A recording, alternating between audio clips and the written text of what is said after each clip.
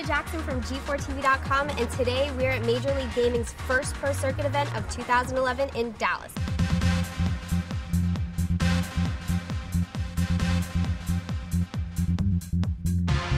The MLG experience is amazing. We all come out to these huge venues and they've got all these computers set up and huge screens for the spectators to watch, a million chairs, huge crowds, and we just play these tournaments and it's really competitive. It is professional, it's huge. It reminds me a lot of sporting events.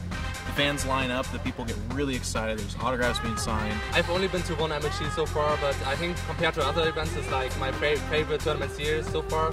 The crowd is amazing, everybody is like really approachable, the administration is great, everything is taken care of, and it's just great fun here. The spectator experience is so much better this year, especially for StarCraft 2. This year they got to plan for us, and so now we got an awesome screen, a really nice stage, a ton of chairs.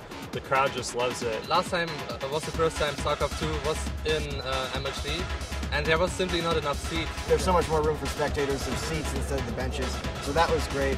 We were up on stage, which was awesome. Didn't have that last year. Oh my god, it's just so much bigger. Everything from the chairs being much better than like the bleachers last year, to just kind of feeling more like the StarCraft tournament is part of the actual tournament as opposed to just off in a corner somewhere, to like so many more competitors. It's just really better overall.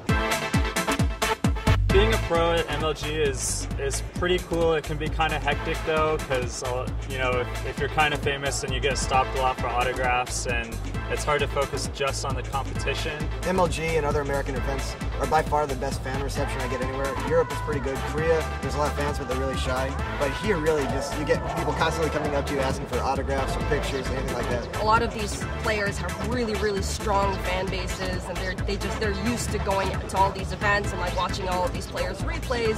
So I think it's pretty natural that people like stick around and go to watch every game. This is where I belong. Like, this is what I do, and I'm doing what I do best, and like, this is why I train really hard. Got to feel like a rock star for a weekend, and anytime that happens, it's considered a good weekend for me.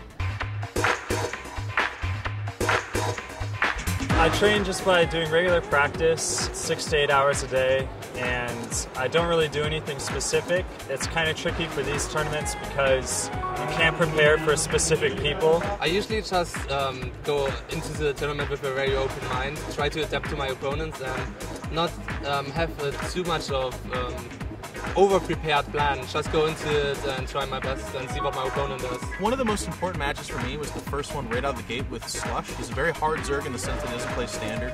Anytime you play him, you did not practice for him because there's no way to practice for him except for maybe playing Russian roulette with yourself. ZVP, I came in with like 4 or 5 different strategies, some of them pretty risky.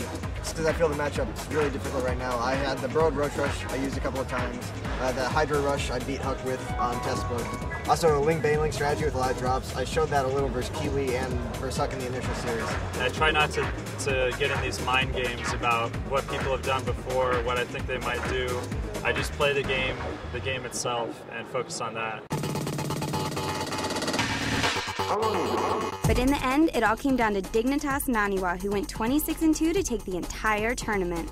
I just came here to play my best, and I ended up taking the tournament. Naniwa's aggressive strategies fueled him in the final games versus Root Kiwikaki. I just played game after game, and I thought about the plans beforehand, and then played accordingly. I was a bit shaken up when I lost the 2 games. I thought, oh god, I don't want to lose like this. Basically, I just played my best, and I read him well in the last game. I took it home. But really, was it MLG's spectators that fueled him to the finish?